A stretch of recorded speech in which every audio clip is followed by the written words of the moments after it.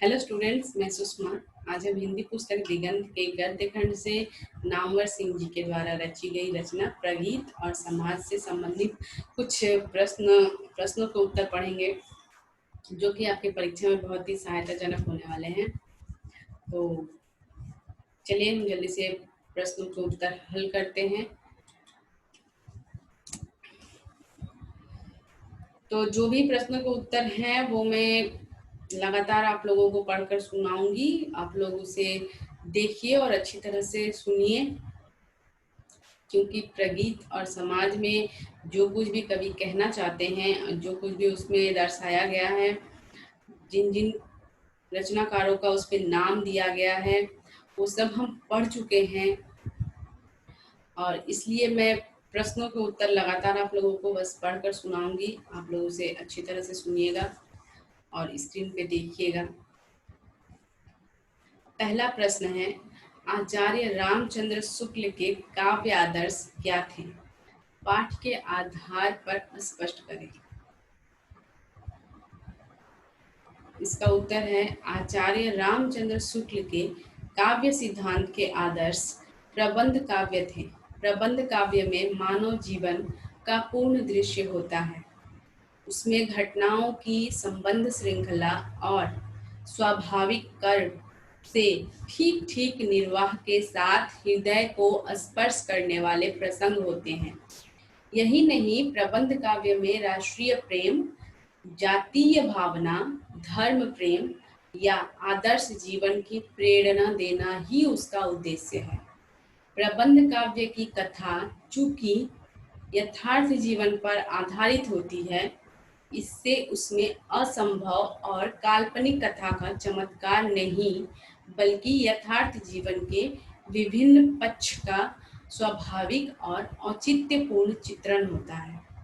शुक्ल को सुरसागर, सुरसागर इन्वर्टेड कमा में है, इसलिए परिसीमित लगा क्योंकि वह गीत काव्य है। आधुनिक कविता से उन्हें शिकायत थी कि कला कला के लिए, ये भी इन्वर्टेड कमा में है, कला कला के लिए जो बहुत ही मेन वाक्य हैं वो इन्वर्टेड कमा में दिए गए हैं। और ये आप लोगों को भी अच्छी तरह से याद रखना है कि किन किन चीज़ों को इन्वर्टेड कमा में रखना है और कहाँ कॉमा लगाना है। तो कला कला के लिए की पुकार के कारण यूरोप में प्रगीत मुक्तकों का ही चलन अधिक देखकर यहाँ भी उसी का जमाना यह बताकर कहा जाने लगा कि अब ऐसी लंबी कविताएं पढ़ने की किसी को फुर्सत कहाँ, जिनमें कुछ गतिवृत्त भी मिला रहता हो। इस प्रकार काव्य में जीवन की अनेक परिस्थितियों की ओर ले जाने वाले प्रसंगों या आख्यानों की उद्भावना बंद सी हो गई। इसीलिए ज्यों ही प्रसाद की शेर सिंह का शस्त्र समर्पण, पेथोला की प्रतिध्वनि, प्रलय की छाया तथा कामायनी और निराला की राम की शक्ति पूजा तथा तुलसीदास के आख्यानक काव्य सामने आए तो शुक्ल जी संतोष व्यक्त करते हैं। शुक्ल के संतोष व्यक्त करने के कारण है कि प्रबंध काव्य में जीवन का पूरा चित्र खींचा जाता है। कवि अपनी पूरी बात को प्रबलता के साथ कह पाता है। यहाँ पर होगा पाता है, जो कि यहाँ पर पाटा हो गया है, इसे आप लोग लिखिएगा कि पाता है। यही कारण है कि रामचंद्र शुक्ल को काव्यों में प्रबंध काव्य प्रिय लगता है। तो ये था हमारा प्रगीत और समाज से पहला प्रश्न, जिसमें यहाँ पर जो शेर सिंह का शस्त्र समर्पण, पेथोला की प्रतिध्वनि, प्रलय की छाया तथा कामायनी और निराला की राम की शक्ति पूजा तथा तुलसीदास के आख्यानक, ये सब जो भी कविताएं, जो भी रचनाएं हैं, ये सब आप लोगों को बहुत ही महत्वपूर्ण है, याद रखने की ज़रूरत है आप लोगों को। और ये ज़रूर से ज़रूर उत्तर में आप लोगों को लिखना है। कला कला के लिए सिद्धांत क्या है? ये है दूसरा प्रश्न। कला कला के लिए सिद्धांत क्या है? उत्तर है कला। कला के लिए सिद्धांत का अर्थ है कि कला लोगों में कलात्मक का भाव उत्पन्न करने के लिए है। इसके द्वारा रस एवं माधुर्य की अनुभूति होती है। इसीलिए प्रगीत मुक्तकों यानी कि लिरिक्स के की रचना का प्रचलन बढ़ा है। इसके लिए यह भी तर्क है कि अब लंबी कविताओं को पढ़ने तथा सुनने की फुर्सत किसी के पास नहीं है। ऐसी कविताएं जिसमें कुछ इतिवृत्ति भी मिला रहता है उबाऊ होती हैं। विशुद्ध काव्य की सामग्रियां ही कविता का आनंद दे सकती हैं। यह केवल प्रगीत मुक्तकों से ही संभव है।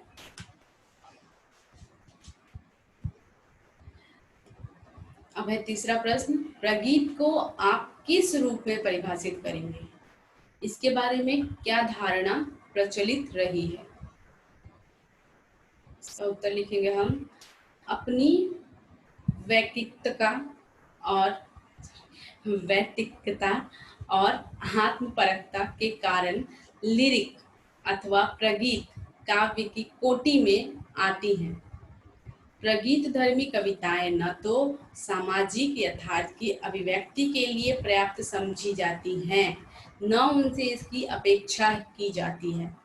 आधुनिक हिंदी कविता में गीति और मुक्तक के मिश्रण से नूतन भाव भूमि पर जो गीत लिखे जाते हैं उन्हें ही प्रगति की संज्ञा दी जाती है।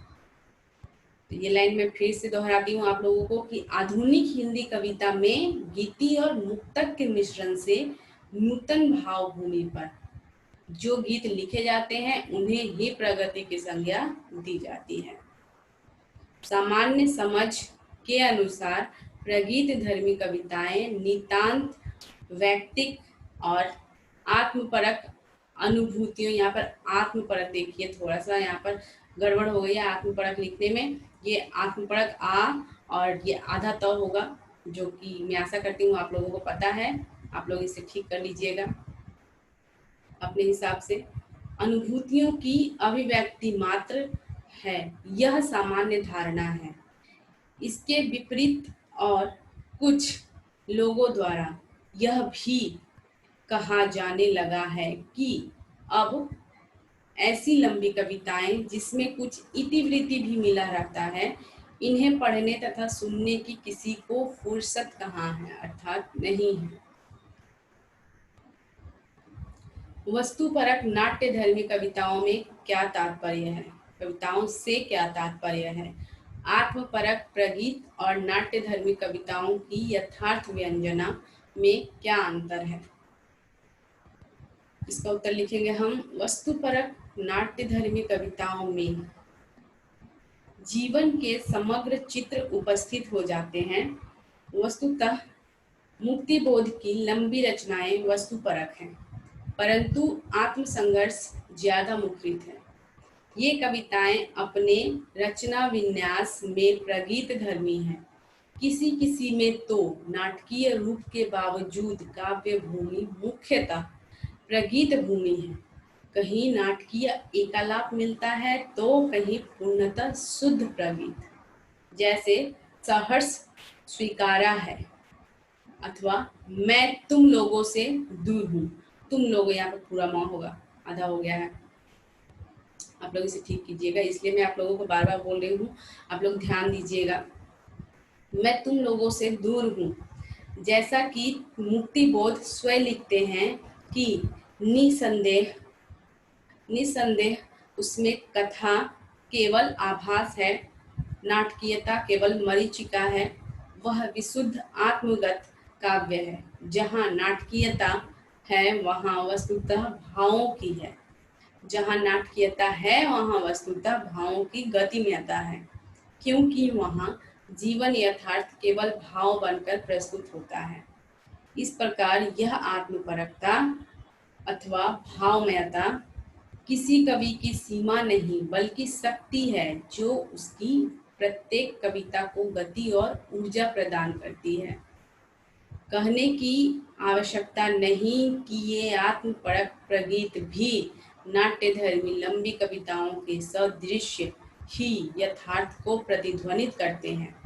अंतर सिर्फ इतना है कि यहाँ वस्तुगत यथार्थ को अंतर्जगत उस मात्रा में घुला लेता है जितनी उस यथार्थ की इंद्रिय उद्बुद्धता के लिए आवश्यक है। इस प्रकार एक प्रगीत धर्मी कविता में वस्तुगत यथार्थ अपनी चरम आत्मपरकता के रूप में ही व्यक्त होता है। मुक्ति बोध की आत्मपरक छोटी कविताओं में निहित सामाजिक सार्थकता कथा, यहाँ पर होगा कथा बोध, स्वभावतः होता है। पांचवा प्रश्न है, हिंदी कविता के इतिहास में प्रगीतों का क्या स्थान है? सोदाहरण स्पष्ट करें। उत्तर लिखेंगे हम, प्रगीत वे कविताएं हैं जिन्हें अक्सर माना जाता है कि ये कविताएं सीधे सीधे सामाजिक न होकर अपनी व्यक्तिगतता और आत्मपरकता के कारण लिरिक अथवा प्रगीत काव्य की कोटि में आती हैं। गीति काव्य गीत शैली का नव्यतम विकास है। प्रगीत धर्मी कविताएं न तो सामाजिक यथार्थ की अभिव्यक्ति के लिए पर्याप्त समझी जाती हैं, न उनसे इसकी अपेक्षा की जाती है, क्योंकि साम्राज्य समझ के अनुसार वे अंततः नितांत वैयक्तिक और आत्मपरक अनुभूतियों की अभिव्यक्ति मात्र हैं। परंतु छायावादी काल में प्रसाद की शेर सिंह का शस्त्र समर्पण, पेथोला की प्रतिध्वनि, प्रलय की छाया तथा कामायनी और निराला की राम की शक्ति पूजा, तुलसीदास जैसे आख्यानक काव्य इस मिथक को तोड़ते हुए प्रगीतों की अलग कोटि विकसित करते हैं। आगे मुक्तिबोध, नागार्जुन, शमशेर बहादुर सिंह के प्रगीत महत्वपूर्ण स्थान रखते हैं। मुक्तिबोध के यहाँ प्रगीत वस्तुपरक नाट्यधर्मी कविताओं के रूप में हैं, जो आत्मपरक है। ये नई कविता के अंदर आत्मपरक कविताओं की ऐसी प्रबल प्रवृत्ति थी जो या तो समाज निरपेक्ष थी या फिर जिसकी सामाजिक अर्थवत्ता सीमित थी, परंतु इनमें जीवन यथार्थ भाव बनकर प्रस्तुत होता है। त्रिलोचन ने वर्णनात्मक कविताओं के बावजूद ज्यादातर सानेट और गीत ही लिखे हैं।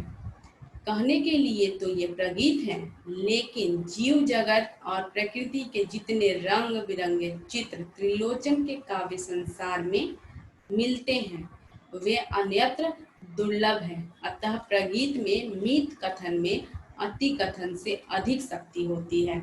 मीत कथन में अति कथन से अधिक शक्ति होती है। अतः प्रगीत का इतिहास समकालीन कवियों का इतिहास कह सकते हैं। तो ये थे हमारे आज के प्रगीत और समाज से संबंधित 5 प्रश्नों के उत्तर, जो कि और इसके आगे जो भी प्रश्न हैं वो हम अगले वीडियो में पढ़ेंगे। और अभी मैं एक बात कहना चाहूँगी आप लोगों से कि जो भी मैंने उत्तर पढ़ाए हैं आप लोगों ने देखे, उसमें कहीं कहीं कुछ शब्द थोड़े से गड़बड़ हो गए हैं, तो वो आप लोग अपनी समझ के अनुसार सही कर लीजिएगा। तो आज के लिए बस इतना ही। अब इसके अगले वीडियो में हम इसके बाद से प्रश्न उत्तर करेंगे। Thank you.